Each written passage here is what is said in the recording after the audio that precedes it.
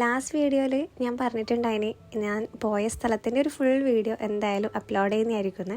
അപ്പോൾ ഞാൻ കറക്റ്റ് പറഞ്ഞുതരാം. നമ്മൾ പറശ്ശിനിക്കടവ് അമ്പലത്തിൽ നിന്ന് ഏകദേശം ഒരു 10 മിനിറ്റിനുള്ളിൽ ട്രാവൽ ചെയ്താൽ നമ്മൾ ഈ ഒരു ഏബിൾ വില്ലേജ് എത്തും. പറശ്ശിനി റോഡ് നമ്മൾ ഒരു 10:37 പാസ് ചെയ്തത്. ഇവിടെ എത്തുമ്പം ഒരു 10:44 ആ ഒരു ടൈമിനുള്ളിൽ, ഞാൻ അതാ പറഞ്ഞത്, 10 മിനിറ്റിനുള്ളിൽ നമുക്ക് പറശ്ശിനി അമ്പലത്തിൽ നിന്ന് എത്തിപ്പെടാൻ പറ്റുന്ന നല്ലൊരു സ്ഥലമാണ് ഞാൻ ഈ കാണിച്ചു തരുന്നത്. നമ്മളിവിടെ എത്തിയ സമയത്ത് തന്നെ അച്ഛനെ കണ്ടു. അച്ഛനെ ലെഫ്റ്റ് സൈഡിൽ നടക്കുന്ന ആളാണ്, അരുണാടിൻ്റെ അച്ഛനാണ്. അപ്പോൾ അച്ഛൻ ഇവിടെ വർക്ക് ചെയ്തിട്ടുണ്ട്.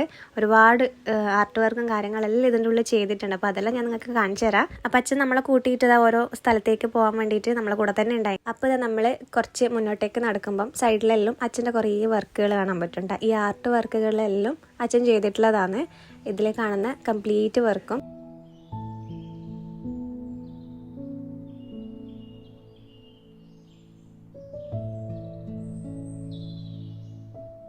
നെക്സ്റ്റ് നമ്മൾ എൻ്റർ ചെയ്തിട്ടുള്ളത് പെറ്റ് സ്റ്റേഷൻ്റെ ഉള്ളിലേക്കാണ്. അപ്പോൾ ഇതിൽ കാണുന്ന ഓൾമോസ്റ്റ് അല്ല, ഈ പെറ്റ് സ്റ്റേഷൻ്റെ ഉള്ളിലുള്ള എല്ലാ ആർട്ട് വർക്കും ചെയ്തത് അച്ഛനാണ് കേട്ടോ.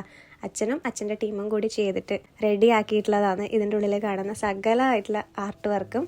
ശരിക്കും പറഞ്ഞാൽ ഒരു വർഷം അടുപ്പിച്ചായി, അല്ലെങ്കിൽ ഒരു വർഷം കഴിഞ്ഞുവെന്ന് തോന്നുന്നു അച്ഛൻ ഈ ഒരു പാർക്കിൽ തന്നെ പണിയെടുക്കുന്നത്. അപ്പോൾ അച്ഛനും അച്ഛൻ്റെ ടീമും മാത്രമല്ലാണ്ട് പല ഏരിയാസിലും ഇഷ്ടം പോലെ ആൾക്കാർ പണിക്കാരുണ്ട് കേട്ടോ. അപ്പോൾ അവരെല്ലാം എഫേർട്ടാണ് നിങ്ങളിവിടെ കാണുന്നത്.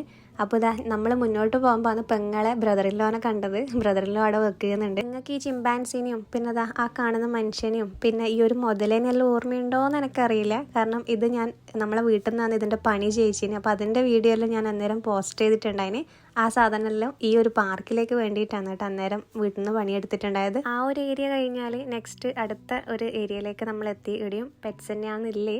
അപ്പോൾ ഞാൻ പറഞ്ഞല്ലോ, ഈ പെറ്റ് സ്റ്റേഷൻ്റെ ഉള്ളിലുള്ള വർക്ക് എല്ലാം ചെയ്തത് അച്ഛൻ തന്നെയാണ്. റെയർ ആയിട്ട് കാണാൻ പറ്റുന്ന ബേർഡ്സും പെറ്റ്സിനും എല്ലാം നമുക്കിതിൻ്റെ ഉള്ളിൽ വന്നാൽ കാണാൻ പറ്റും കേട്ടോ.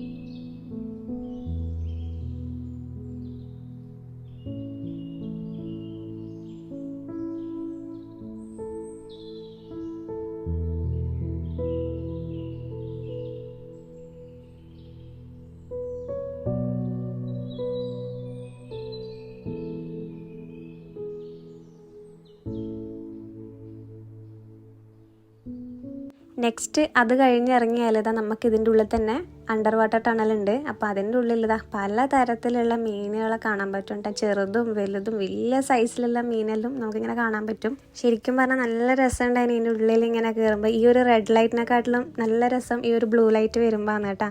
അടിപൊളി, നല്ല രസമുണ്ട് അതിൻ്റെ ഉള്ളിൽ നിന്ന്. ശരിക്കും എനിക്ക് പുറത്തിറങ്ങാൻ തോന്നിയില്ല, അത്രയും നല്ല ഒരു രസമുണ്ട് അതിൻ്റെ ഉള്ളിൽ ഇങ്ങനെ നടക്കാൻ വേണ്ടിയിട്ട്.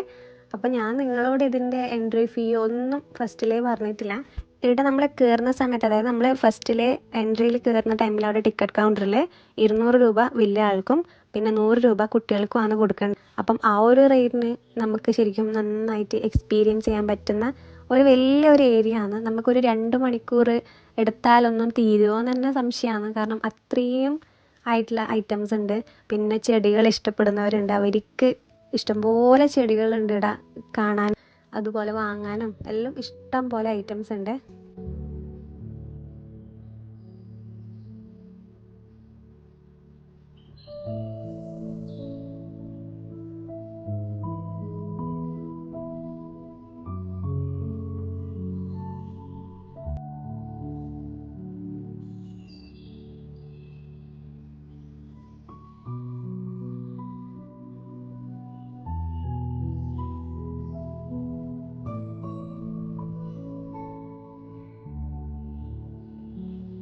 ഇവിടെ വേറൊരു ഐറ്റം കൂടിയുണ്ട്, ഒരു ഹൊറർ സെറ്റപ്പ് ഉള്ളത്. അത് നമ്മൾ പോകുന്ന സമയത്ത് അത് ചെറിയ എന്തോ പണിത്തിരക്കിൻ്റെ പേരിൽ അത് ക്ലോസ് ചെയ്തിട്ടുണ്ടായിന്. നമ്മൾ പോയത് തന്നെ ഉദ്ഘാടനത്തിൻ്റെ തൊട്ട് തലേ ദിവസമാണ് കേട്ടോ. ഉദ്ഘാടനത്തിന് നമ്മൾ പിന്നെ പോയിട്ടുണ്ടായിട്ടില്ല, അതിൻ്റെ തലേ ദിവസം പോയിട്ടാണ് ഈ വീഡിയോസ് എല്ലാം ഞാൻ എടുത്തിട്ടുണ്ടായത്. അപ്പോൾ അതുകൊണ്ടാണ് ഈ സൈഡിലെല്ലാം കാണുന്ന കുറേ പണി സാധനങ്ങൾ കാണുന്നത്. ഉദ്ഘാടനത്തിൻ്റെ അന്ന് അതെല്ലാം എന്തായാലും ഒരു മാറ്റും.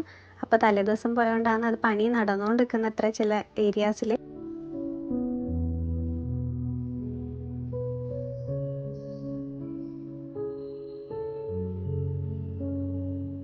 ഇനി നെക്സ്റ്റ് ഒരു ബാഹുബലിൻ്റെ വലിയ പ്രതിമയുണ്ട്. അത് അച്ഛൻ ഉണ്ടാക്കിയതല്ല, അത് വേറെ ടീം ഉണ്ടാക്കിയതാണ്. നല്ല വെയിലാണ് കേട്ടോ, അതും കൂടി പറയാം. നല്ല വെയിലാണ്, ഒന്നാമത് ഇങ്ങനെ തുറന്ന പോലത്തെ ഒരു ഏരിയ ആണ്, നല്ല വെയിലും ഉണ്ട്. പിന്നെ ഇവിടെ വേറൊരു കാര്യമുണ്ട്, നമുക്ക് ക്യാമൽ റൈഡിങ്ങോ അല്ലെങ്കിൽ ഹോഴ്സ് റൈഡിങ്ങോ ഒക്കെ അവൈലബിൾ ആണ്. അപ്പം അതും കുട്ടികൾക്കും അല്ലെങ്കിൽ വലിയ ആൾക്കും ഒരുപോലെ എക്സ്പീരിയൻസ് അല്ലെങ്കിൽ എൻജോയ് ചെയ്യാൻ പറ്റുന്ന ഒരു ഏരിയ ആണ് കേട്ടോ. പിന്നെ കുട്ടികൾക്ക് വേണ്ടിയിട്ട് തന്നെ സ്വിമ്മിങ് പൂള്, പിന്നെ പാർക്ക്, അതെല്ലാം ഇവിടെ ഉണ്ട്. പിന്നെ ഇവിടെയില്ല ഈ കാണുന്ന ചെടികളെല്ലാം നമുക്ക് പൈസ കൊടുത്തിട്ടുണ്ടെങ്കിൽ നമുക്കത് വീട്ടിലേക്ക് വാങ്ങാൻ പറ്റുന്നതാണ്.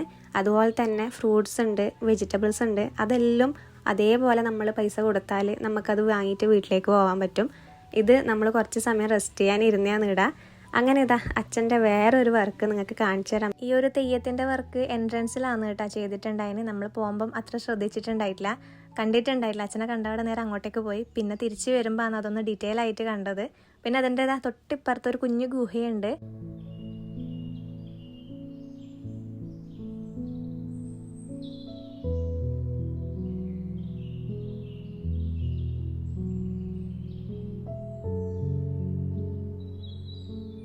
അങ്ങനെ നമ്മൾ അവിടെ നിന്ന് ഇറങ്ങാൻ പോവേന്ന്. കറക്റ്റ് സ്ഥലം ഇതിൻ്റെ പറഞ്ഞാൽ കണ്ണൂർ മയ്യിൽ പാടിക്കുന്ന് എന്ന് പറഞ്ഞിട്ടുള്ള ഏരിയയിലാണ്. ഡിഫറെൻ്റ് ആയിട്ടുള്ള ഒരു നേച്ചർ പാർക്ക് എക്സ്പീരിയൻസ് ആണ് കേട്ടോ ഇവിടെ വന്നാൽ കിട്ടുന്നത്. അപ്പം നമ്മൾ ഇറങ്ങാൻ പോകുന്നത്.